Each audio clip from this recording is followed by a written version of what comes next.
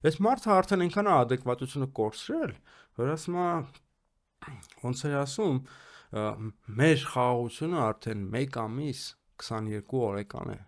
Հա։ Ու նա փոքր երեխա է։ Փոքր երեխա է, որը կարա տաքություն տա, լուծ ընկնի, գազիկներ ունենա,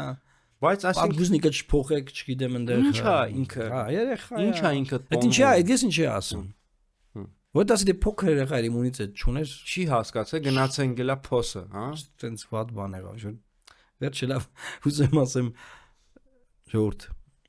իրականում շատ ծանր է վիճակը, որ ոչ լինում է հումորով արձագանքենք։ Ոչ, ես օրինակ այդ Ստյոպա Սաֆյանի գրած ինձ ուղարկում էին, չգիտեի ծիծաղ եմ, արձագանքեմ, հերքեմ, որ ես այդ պատգամորին բան չեմ ասեմ, հա, լավ եմ արել, ասել եմ։ Ուզում եմ հասկանամ,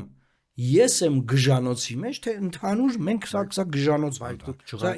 դուք ջղայնացել եք կամ ծիծաղացել եք, մա շատ կարևոր կոնտեքստ։ Չէ, ծիծաղում եմ, չեմ ջղայնացել։ Ծիծաղացել եք, մա շատ կարևոր կոնտեքստ, ասեք, չեք որսացրել։ Ինքը տվյալ սուբյեկտը ինչ կոնտեքստում էր դա գրել։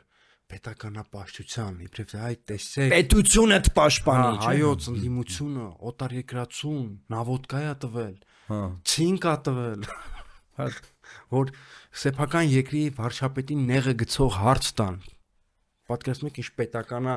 տատը sense կաներ։